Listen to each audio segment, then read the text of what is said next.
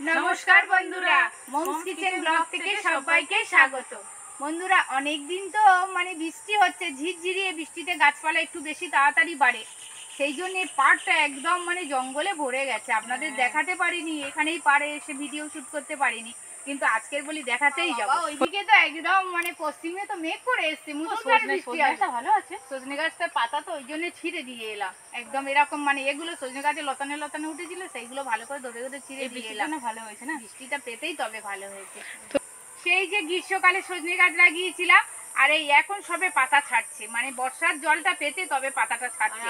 দারুণ হয়েছে, আবার এক পশলা জোরে আসবে। আসুন বন্ধুরা, এটা কি পোকা এত করে এটা ঝিঝি পোকা। কি বানাবো কিন্তু আপনাদের সাথে এখনো শেয়ার করিনি। দাদাকে বাজারে পাঠিয়ে দেখে না ঝিঝি পোকাটা, এটা দিনেও ডাকে। ও সেই আমাদের সজনে গাছের পাতা কত সুন্দর হয়েছিল না, কারা সব তুলে এনে চলে গেছে।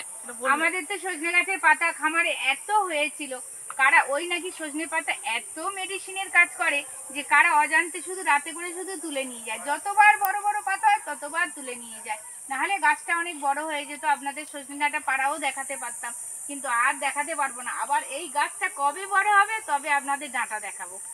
এবার কি রেসিপি বানাবো তো আপনাদের সাথে বলেই উঠতে পারছি না, শুধু বক বক করেই যাচ্ছি। এত ভালো লাগছে ওয়েদারটা, ওই জন্য শুধু বক বক করেই যাচ্ছি। আজকে দাদাকে তো বাজারে পাঠিয়েছি মংরাজপুরে, বলি চিচিঙে নিয়ে আসবে, কচি কচি চিচিঙে নিয়ে এলে সেই চিচিঙে দিয়ে একটা দারুণ ডেলিশিয়াস রেসিপি বন্ধুদের সাথে শেয়ার করব। আর এইটা হচ্ছে মাদারি গাছ। মাদারি গাছটা কিরকম দেখে না, জড়িয়ে জড়িয়ে ঠিক ওরা ঠিক ওদের জায়গা দেখে না। এইগুলো হ্যাঁ, এইগুলো শুধু ছাড়িয়ে দিলেই তবেই হয়। লতানে গাছ উঠেছে, এটা মাদারি গাছ। মাদারি হলে দেখাবো বন্ধুদের, কত সুন্দর মাদারি দিয়ে ভালো রেসিপি বানানো যায়। এটুকু ছিল, আমরা কিছুদিন আসিনি তাই এত বড় হয়ে গেছে, আমার সমান হয়ে গেছে জলে। বন্ধুরা চলুন, চিচিঙে গুলো দিয়ে কিভাবে রেসিপি বানাবো, কিভাবে কাটবো, কি দিয়ে রেসিপি বানাবো সব শেয়ার করবো। আসুন বন্ধুরা, আমার সাথে চলে আসুন। খুব জোর বৃষ্টি আসবে, আমার পাটা পরিষ্কার করতে হবে না আমার।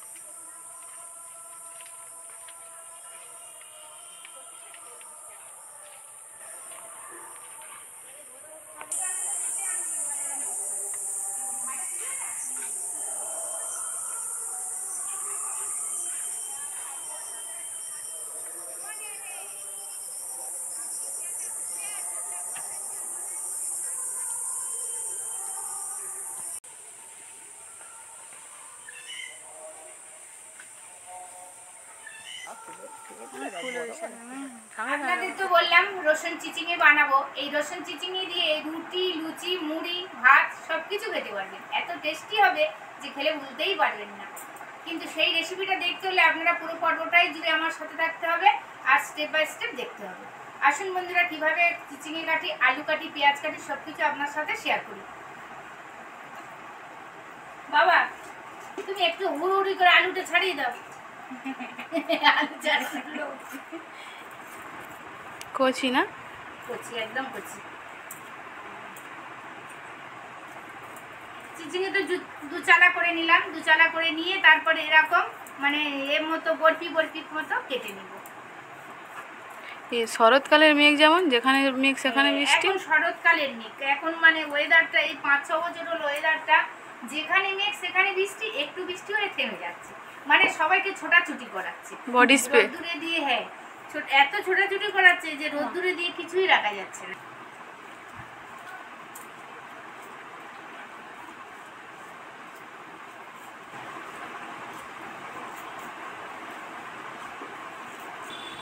এই রসুন চিচিঙেতে যদি আপনার একটুখানি চিংড়ি মাছ দিতে পারেন আরো টেস্ট হবে, কিন্তু আমি যেভাবে বানাচ্ছি চিংড়ি মাছের প্রয়োজনই হবে না, ঠিক সেইভাবেই বানাবে না, সেই জিনিস দিয়েই বানাবে।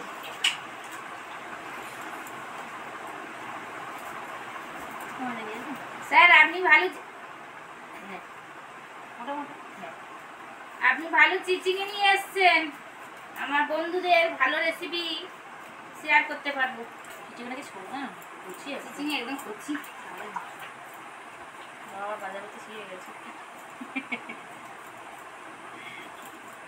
এগুলো হচ্ছে মংরাজপুরের গ্রামের চিচিঙে, ওই জন্য নিজেদের গাছে করে না, মনে হচ্ছে গাছে। বাবা এর আগে চিচিঙেটা নিয়ে এসেছিল, অত ভালো না, এটা বুড়ো বুড়ো ছিল চিচিঙেটা, সেটা একটু সরু আর গুঁড়ো, এটা একদম ফ্রেশ মোটা সোটা, অথচ কচি। আবার রোদ উঠছে মানে দেখো। রোদ তো উঠবে, শরৎকালের আকাশ বললাম না।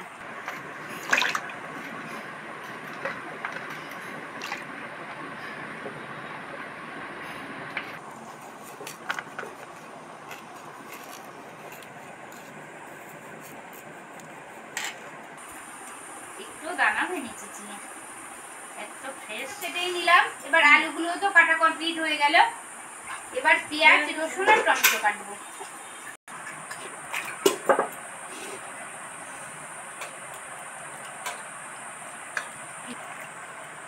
যেহেতু মাছ ইচিংয়ে বড় বড় কেটেছে তাই আলুগুলো একটু বড় বড় কেটেছি, বেশি মানে বেশি লম্বা লম্বি নয়, মাঝারি সাইজ বড় বড় কেটেছি।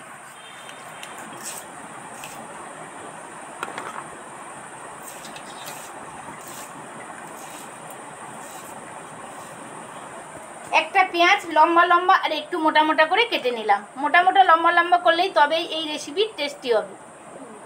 টমেটোগুলো লম্বা লম্বা করে কেটে নিলাম।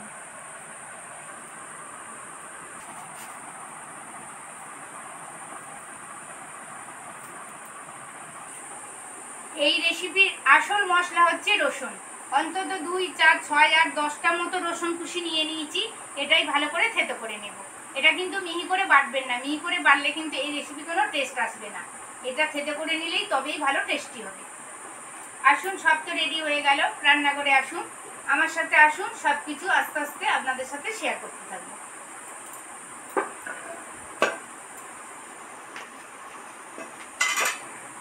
সব রেডি করে তো রান্নাঘরে চলে এসেছি। এবার কড়াই তো গরম হয়ে গেছে, কড়াতে তেল দিয়ে দেব। একটু বেশি পরিমাণেই তেল দিচ্ছি। তেল তো গরম হয়েই গেছে, এবার 2টো শুকনো লঙ্কা আর একটা তেজপাতা দিয়ে দেব।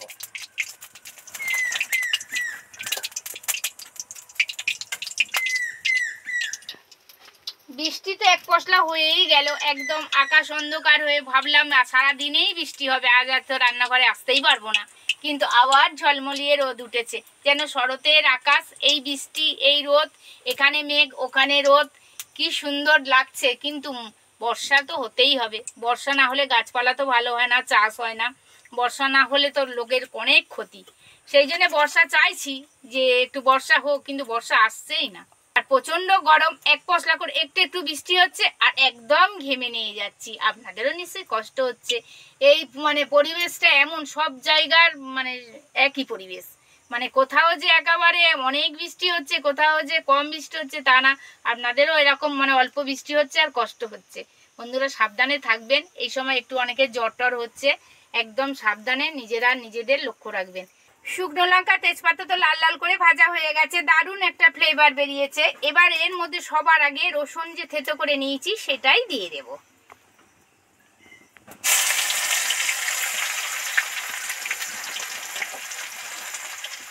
ওর মধ্যে সামান্য একটু নুন অ্যাড করব।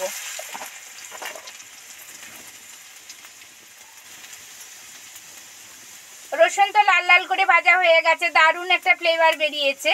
এবার পেঁয়াজ কুচিটা এর মধ্যে দিয়ে দেবো, টমেটো কুচিও এর মধ্যে দিয়ে দিচ্ছি।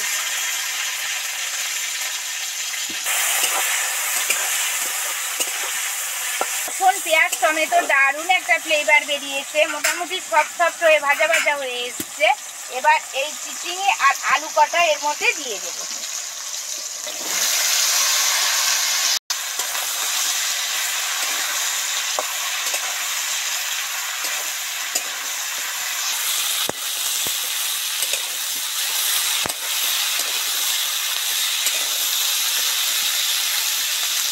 সব সফট হয়ে ভালো করে ভাজা হওয়ার জন্য 2-4 মিনিটের মতো ঢাকা দিয়ে দেবো।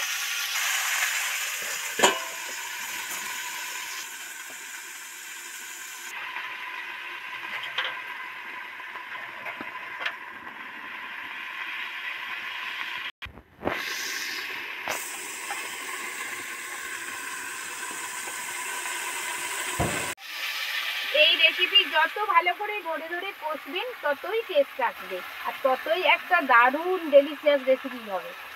ভালো করে কষতে হবে।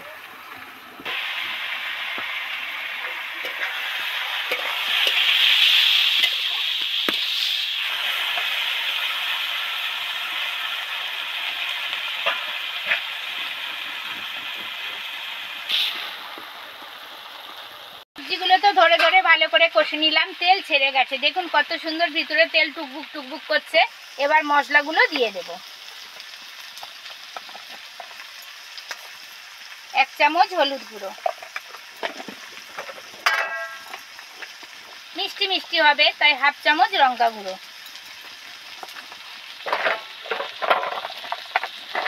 2 বাতাসার টুকরো। নুন তো আগে দেওয়া হয়েই আছে, আর এখন নুন দেব না, টেস্ট করে তারপরে নুন দেব।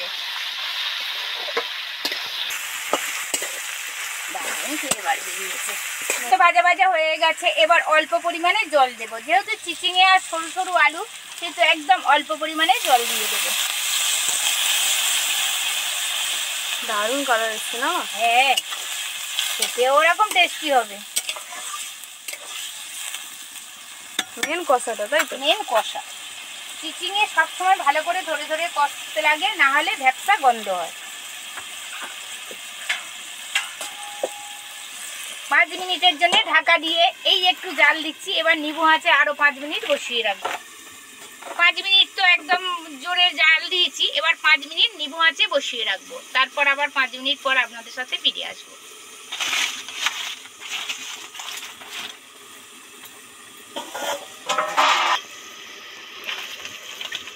নিবু আঁচে তো 5 মিনিট বসিয়ে রেখে দিয়ে গেছিলাম, দেখি কেমন হচ্ছে। ভিতরে তো আওয়াজ হচ্ছে টুকবুক টুকবুক করে, একটা তেল ফুটলে যেরকম সেরকম আওয়াজ হচ্ছে। আঁচটা দেখো কত সুন্দর হয়েছে।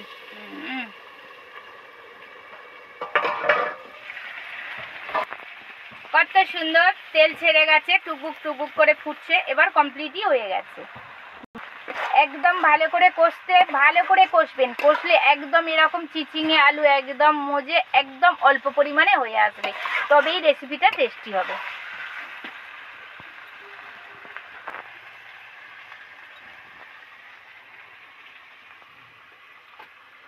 দারুণ।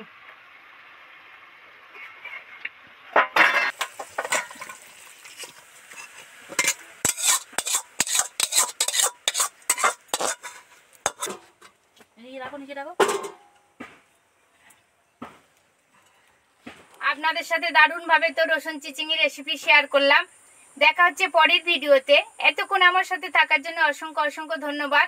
কোনো এক নতুন রেসিপি নিয়ে আবার আপনাদের সামনে চলে আসবো। ভালো থাকবেন, সুস্থ থাকবেন, সাবধানে থাকবেন। আমার চ্যানেলকে সাবস্ক্রাইব করে আমার পাশে থাকবেন। নমস্কার, ধন্যবাদ।